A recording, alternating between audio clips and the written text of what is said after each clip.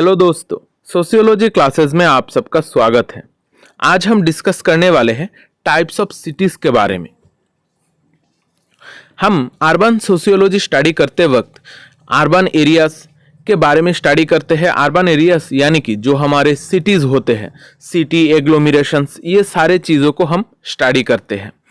ये सिटीज किस तरीके से फॉर्म हुई है वो भी जानने की कोशिश करते हैं सिटीज को समझने के वक्त। इसलिए आज का ये जो टॉपिक है ये एक थोड़ा इम्पॉर्टेंट टॉपिक है हमारा सिटीज़ को समझने में। यहाँ पर हम अलग अलग तरीके का सिटीज़ के बारे में बात करेंगे और सिटीज़ को डिफरेंट टाइप्स में डिवाइड करने की कोशिश करेंगे कि कौन से टाइप्स में हम सिटीज़ को डिवाइड कर सकते हैं। हम आज मेनली 4 तरीके से सिटीज़ को डिवाइड करेंगे। हर तरीके में बहुत सारे और सब टाइप्स हैं। हम पहले देखेंगे कि सिटीज़ को सेंटर ऑफ एक्टिविटीज़ के हिसाब से किस तरीके से हम डिवाइड कर सकते हैं, यानी कि वहाँ पर किस तरीके का काम होता है उसके हिसाब से डिवाइड करेंगे। फिर देखेंगे क्रिएशन एंड एस्टैब्लिशमेंट के हिसाब से, यानी कि जिस तरीके से क्रिएट हुए हैं और वो किस तरीके से एस्टैब्लिश्ड हुआ है उसके हिसाब से भी सिटीज़ को डिवाइड करेंगे। फिर देखेंगे टाइम पीरियड्स इन इंडिया, यानी कि इंडिया में अलग अलग टाइम पीरियड में हम किस तरीके के सिटीज़ देखते हैं। और आखिर में देखेंगे जो हमारा सबसे इम्पॉर्टेंट पार्ट है वो है अकॉर्डिंग टू इंडियन सेंसस, यानी कि इंडियन सेंसस में सिटीज़ को किस तरीके से डिवाइड किया गया है और उनका इम्पोर्टेंस क्या है। ये सारे चीज़ें आज के क्लास में हम डिटेल में डिस्कस करेंगे। अगर आप मेरे क्लासेस में नए हैं तो चैनल को सब्सक्राइब कर देना और वीडियो को लाइक और शेयर ज़रूर करना। अगर आपको किसी चीज़ की ज़रूरत है, क्लास में किसी तरीके का एडिशन की ज़रूरत है, तो आप लोग कमेंट बॉक्स पे ज़रूर लिख सकते हो, मैं रिप्लाई ज़रूर करूँगा। तो चलिए आज का क्लास शुरू करते हैं। पहले हम देखते हैं क्लासिफिकेशन ऑफ सिटीज़। हम मेनली सिटीज़ को किस तरीके से डिवाइड कर सकते हैं या फिर क्लासिफाई कर सकते हैं। हम जब भी सिटीज़ के क्लासिफिकेशन की बात करते हैं तो यहाँ पर कोई एब्सोल्यूट क्लासिफिकेशन सिस्टम है ही नहीं। हम अलग अलग लोगों ने अलग अलग तरीके से डिवाइड किया है, लेकिन इसका कोई एब्सोल्यूट क्लासिफिकेशन नहीं है। यहाँ पर लोग अपने ज़रूरत के हिसाब से किस तरीके से सिटीज़ को देखना चाहते हैं या फिर सिटीज़ को स्टडी करना चाहते हैं, उसके हिसाब से हर किसी ने अपने अपने तरीके से क्लासीफाई किया है।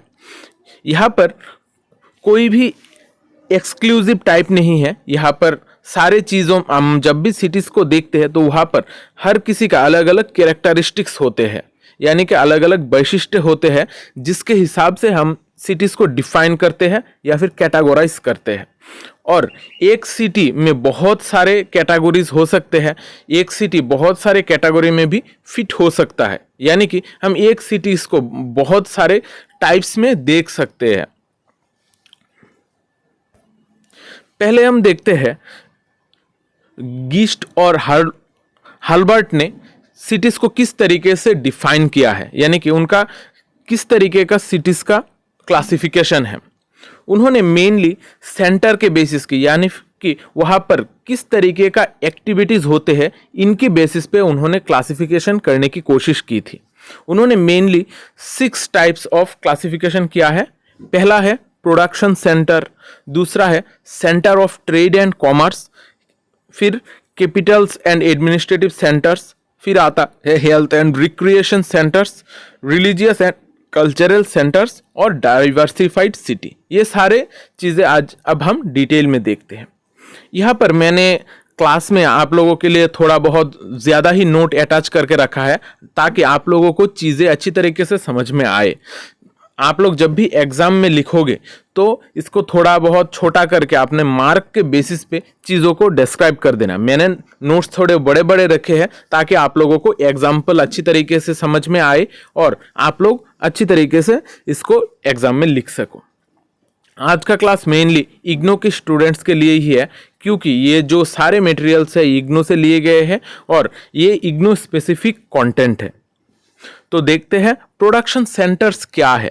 प्रोडक्शन सेंटर्स ऐसे सिटीज़ है जहां पर मेनली चीज़ें प्रोड्यूस किया जाता है। ये हम इंडस्ट्रियल रिवॉल्यूशन के बाद ही देखते हैं कि जहां पर चीज़ें जिस तरीके से प्रोड्यूस हुई है उसके हिसाब से लोग उसके आसपास बसने लगे और वहां पर सिटीज ग्रो करने लगी।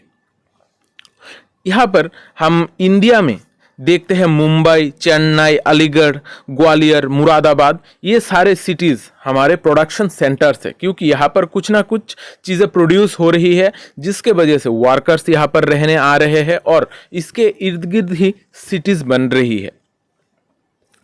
फिर देखते हैं centres of trade and commerce.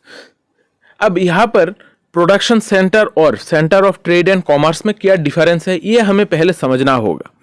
Production में हम कोई चीज़ प्रोड्यूस कर रहे हैं, यानी कि तैयार कर रहे हैं फैक्ट्रीज में, लेकिन जब centre of trade and commerce की बात करते हैं, यानी कि यहाँ पर बिजनेस हो रही है, यहाँ पर इंपोर्ट एक्सपोर्ट की बात की जा रही है, यहाँ पर चीज़ें बाहर से लाई जा रही है यहाँ पर, या फिर यहाँ से चीज़ें बाहर ले जाई जा रही है, इसको कहा जाता है centres of trade and commerce. इस वजह से ये जो centre of trade and commerce है, यहाँ पर मेनली हम ये सी पोर्ट में ही देखते हैं, जहाँ पर शिप्स अवेलेबल होती है, जहाँ से चीज़ें बाहर जाती है, यानी कि बाहर की देशों में जाई जाती है। जैसे अगर हम इंडिया की बात करें, इंडिया में मुंबई सबसे बड़ा ट्रेड एंड कॉमर्स सेंटर है। हमने मुंबई को पहले प्रोडक्शन सेंटर में भी देखा, लेकिन प्रोडक्शन सेंटर से भी बड़ा उसका एक्टिविटी है ट्रेड एंड कॉमर्स में। हमने पहले भी बताया है कि हम एक ही सिटी को बहुत सारे कैटेगरी में रख सकते हैं। यहाँ पर मुंबई का एग्जाम्पल ऐसा ही एक एग्जाम्पल है। उसके अलावा भी हम कोचीन, विशाखापत्तनम, कलकत्ता, चेन्नई, ये सारी जगहों पर भी सी पोर्ट्स देख सकते हैं, जहाँ से इंडिया का बिजनेस होता है। इसके अलावा भी और बहुत सारे सिटीज़ हैं। अब देखते हैं Capitals and administrative centres. Capitals यानी कि कोई भी स्टेट का कैपिटल या फिर जो हमारा देश का कैपिटल है उसको भी कह सकते हैं। कोई भी अगर कैपिटल हो उसमें मेनली एडमिनिस्ट्रेटिव सेंटर्स होते हैं, वहाँ पर बहुत सारे चीज़ें ऐसे अवेलेबल होते हैं जो बाकी सारे जगहों पर हमें नहीं मिलते हैं। इस वजह से कैपिटल जो भी सिटी होता है उसके इर्द गिर्द लोग बसने लगते हैं, क्योंकि वहाँ पर बहुत सारे फैसिलिटीज़ अवेलेबल होती है। ये कैपिटल्स, हर कोई कैपिटल कोई ना कोई रीज़न से तैयार होता है या फिर एडमिनिस्ट्रेटिव पर्पस से तैयार होता है, यानी कि उस जगह को चलाने के लिए उस सेंटर से ही सारे चीज़ें किया जाता है। इस वजह से उस कैपिटल में बहुत सारे लोग बस जाते हैं और वहाँ पर पॉपुलेशन भी बहुत तेज़ी से ग्रो करता है। अब देखते हैं हेल्थ एंड रिक्रिएशन सेंटर्स। बहुत सारे लोगों को हेल्थ और रिक्रिएशन सेंटर में बहुत ज़्यादा प्रॉब्लम आती है। हेल्थ एंड रिक्रिएशन सेंटर्स ऐसे सेंटर्स होते हैं जहाँ पर लोग रहना पसंद करते हैं, जहाँ का एनवायरनमेंट हेल्दी होता है और सारे चीज़ें दिखने में बहुत ही स्मूथिंग लगता है, यानी कि जो भी हमारे टूरिस्ट स्पॉट्स है मेनली उसको ही कहा जाता है हेल्थ एंड रिक्रिएशन सेंटर्स, जहाँ पर हेल्दी एनवायरनमेंट होता है और लोग वहाँ पर जाकर रहने पसंद करते हैं, जहाँ पर लोग ज़्यादा पैसे भी स्पेंड करते हैं। जैसे अगर हम एग्जाम्पल के तौर पे ले, जो भी सी कोस्ट है या फिर हिल स्टेशन है वो मेनली हमारा हेल्थ एंड रिक्रिएशन सेंटर है।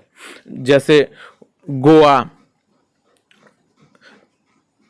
हो गया, मनाली, शिमला, दार्जिलिंग, ये सारे जगह जहाँ पर देखने का व्यू बहुत अच्छा है, नैनीताल, ये सारे चीज़ें हो गई हमारा हेल्थ एंड रिक्रिएशन सेंटर्स। यहाँ पर इस जगह पर मेनली टूरिज्म बेस्ड होता है, यहाँ पर टूरिस्ट बहुत ज़्यादा आते हैं। इस वजह से उसका जो वहाँ का जो गवर्नमेंट होता है वो भी ये सारे चीज़ें डेवलप करने में बहुत ज़्यादा इंटरेस्टेड होता है, जिस वजह से किसी भी स्टेट में अगर ये सारे जगह हो तो उसको और ज़्यादा डेवलप किया जाता है स्टेट गवर्नमेंट के द्वारा। अब देखते हैं रिलीजियस एंड कल्चरल सेंटर्स। ऐसे बहुत सारे सिटीज़ हैं जो रिलीजियस सेंटर है, यानी कि कोई ना कोई रिलीजन को बेस करके वो सारे जगह तैयार हुए हैं, वो सारे सिटीज़ तैयार हुआ है। जैसे अगर हम इलाहाबाद या फिर प्रयाग की बात करें, काशी या फिर बनारस, ये सारे जगह कोई ना कोई रिवर के आसपास तैयार है और इसका अलग तरीके का रिलीजियस इंपॉर्टेंस है। इस वजह से बाहर से बहुत सारे लोग वहाँ पर जाते हैं, या फिर जो धार्मिक लोग हैं वो लोग इसी जगह पर बसना पसंद करते हैं। इस वजह से यहाँ पर भी सिटीज़ ग्रो कर रहे हैं। फिर है हमारा मल्टी रिलीजियस कंट्रीज भी है इंडिया में। इंडिया एक मल्टी रिलीजियस कंट्री है, यहाँ पर बहुत सारे रिलीजन है। यहाँ पर हम जो अमृतसर है, अमृतसर हम देखते हैं मेनली सिख्स के लिए, जो सिख लोग होते हैं वो अमृतसर में रहना पसंद करते हैं। फिर अजमेर हो जाता है हमारे मुस्लिम्स के लिए। इस तरीके से अलग अलग रिलीजियन का भी अलग अलग जगह है। अब देखते हैं डाइवर्सिफाइड सिटी। डाइवर्सिफाइड सिटीज ऐसे सिटीज है जो हम पहले के 5 तरीके के सिटीज देखे हैं उससे अलग है, यानी कि उन कैटेगरीज में हम अगर इसको नहीं रख सकते तो इसको कहा जाता है डाइवर्सिफाइड सिटी। यहाँ पर लगभग सारे जो 5 तरीके के सिटीज है उन सारे सिटीज का गुण हम मेनली यहाँ पर देखते हैं। हम जब भी डाइवर्सिफाइड सिटीज की बात करते हैं तो हम मेनली बेंगलोर को ही लेते हैं। बेंगलोर एक ऐसा सिटी है जहाँ पर बहुत सारे चीज़ें हमें मिलती है। वहाँ पर मेनली जो सिटीज़ ग्रो कर रही है वो टेक्नोलॉजी के बेसिस पे कर रही है, क्योंकि वहाँ पर वर्क्स बहुत ज़्यादा अवेलेबल है, इसलिए इस सिटीज़ को कहा जाता है डाइवर्सिफाइड सिटी। अब देखते हैं केमली रोजियर ने किस तरीके से क्लासिफाई किया है। उन्होंने सिटीज़ को क्रिएशन और एस्टेब्लिशमेंट के हिसाब से क्लासिफाई किया है। उन्होंने 2 तरीके की सिटीज की बात की है, एक है नेचुरल सिटी, दूसरा है क्रिएटेड सिटी। नेचुरल सिटी वो सारे सिटीज है जो नेचुरली तैयार हुई है, और क्रिएटेड सिटी वो सारे सिटीज है जो लोगों ने तैयार की है, यानी कि उन्होंने स्पेशल रिक्वायरमेंट के हिसाब से, सिविलाइजेशन के हिसाब से और प्लानिंग के हिसाब से सिटीज तैयार की गई है। नेचुरल सिटीज जो हमारे पुराने एंशियंट सिटीज़ है उसको हम मेनली कहते हैं नेचुरल सिटीज़, और क्रिएटेड सिटीज़ जो आजकल कर हम खुद तैयार करते हैं, खुद प्लान करते हैं, जैसे जमशेदपुर, रौकेला, बेंगलोर, ये सारे जगह हो जाते हैं हमारे क्रिएटेड सिटीज़। अब देखते हैं classification of cities according to the time periods in India, यानी कि टाइम पीरियड के हिसाब से हम किस तरीके से सिटीज़ को डिवाइड कर सकते हैं। हम एंशियंट सिटी, मिडाइवल सिटी और मॉडर्न सिटीज़ में डिवाइड कर सकते हैं। यहाँ पर मॉडर्न सिटीज़ को हम प्री इंडस्ट्रियल सिटी और इंडस्ट्रियल सिटीज़ में भी डिवाइड कर सकते हैं। ये जो क्लासिफिकेशन है इसको हम डिटेल में नेक्स्ट क्लास में डिस्कस करेंगे। अब थोड़ा ओवरव्यू देख लेते हैं। हम एंशियंट सिटी कौन सी सिटीज़ है? एंशियंट सिटी जो हमारे एकदम पुराने ज़माने की सिटीज़ है, जो हम मेनली ब्रोंज एज में देखते हैं या फिर 6th सेंचुरी BC यानी कि बिफोर क्राइस्ट टाइम पीरियड पे देखते हैं। उस टाइम पीरियड की जो सिटीज़ है उसको कहा जाता है एंशियंट सिटीज़। जैसे हड़प्पा, मोहनजोदारो, ये सारे सिटीज़ जो थी वो थी एंशियंट सिटीज़। हम इंडिया में मेनली अप्रोक्सीमेटली 45 टाउन्स और सिटीज़ देखते हैं इस कैटेगरी में। ये सारे जो सिटीज़ होते हैं ये मेनली रिलीजियस और कल्चरल बैकग्राउंड के होते हैं, क्योंकि उस एंशियंट टाइम पीरियड में रिलीजियन के हिसाब से ही सिटीज़ तैयार होती है, क्योंकि उस टाइम पे रिलीजियन डोमिनेट करता था, हर जगह पर रिलीजियन ही डोमिनेट करता था। फिर आते हैं हमारा मिडाइवल सिटी। मिडाइवल सिटी जब धीरे धीरे हम सिविलाइज्ड होने लगे, वहाँ पर ट्रेड, कॉमर्स, ये सारे चीज़ें चलने लगी, बिजनेस चलने लगी, ये सारे टाइम पीरियड पे ही हमारा मिडाइवल सिटीज़ का ग्रो होता है। यहाँ पर पॉपुलेशन बहुत डेंस होता है और मेनली जो भी लोग होते हैं वो ट्रेडिंग के द्वारा ही चीज़ें करते हैं, यानी कि यहाँ पर बिजनेस ही मेन फैक्टर होता है इन सिटीज़ में। फिर है हमारा मॉडर्न सिटी। मॉडर्न सिटी जो इंडिया में इमर्ज हुआ है वो मेनली कॉलोनियल पीरियड पे हुआ है। कॉलोनियल्स जब, यानी कि ब्रिटिशर्स जब इंडिया में आए, वो लोग जिस तरीके का सिटीज़ तैयार करने लगे वो होते हैं हमारे modern cities. Modern cities mainly commercial centres होते हैं और यहाँ पर इलेक्टेड गवर्नमेंट का सिस्टम होता है। यहाँ पर स्पेशलिस्ट फंक्शन और ऑर्गेनाइजेशन के हिसाब से चीज़ें चलती है। यहाँ पर जो भी लोग होते हैं मेनली सर्विस सेक्टर से जुड़े हुए होते हैं और इनका जो एक्टिविटीज़ होती है वो ओल्ड सिटीज़ से थोड़ा अलग होती है। मॉडर्न सिटीज़ में लोगों का सोचना, लोगों का थिंकिंग, थॉट प्रोसेस, ये भी थोड़ा चेंजिंग होते हैं। और ये जो जगह मॉडर्न सिटीज़ है इसमें हम मेनली फैशन हब्स देखते हैं। बहुत सारे लोग फैशनेबल होते हैं, यहाँ पर लोगों का थिंकिंग भी स्मार्ट होता है। अब देखते हैं classification of towns and urban agglomerations according to census. Census के हिसाब से हमारा सिटीज और टाउन को किस तरीके से डिवाइड किया गया है। यहाँ पर हमारा 6 तरीके का टाउन्स में डिवाइड किया गया है। पहला है class 1, class 2, class 3, class 4, class 5 and class 6। Class 1 वो टाउन्स है जो 1 लाख या फिर उससे ज़्यादा पॉपुलेशन है। फिर क्लास 2 में 50,000 से लेके 1 लाख तक पॉपुलेशन हो सकती है। क्लास 3 में 20,000 से लेके 50,000। क्लास 4 में 10,000 से लेके 20,000।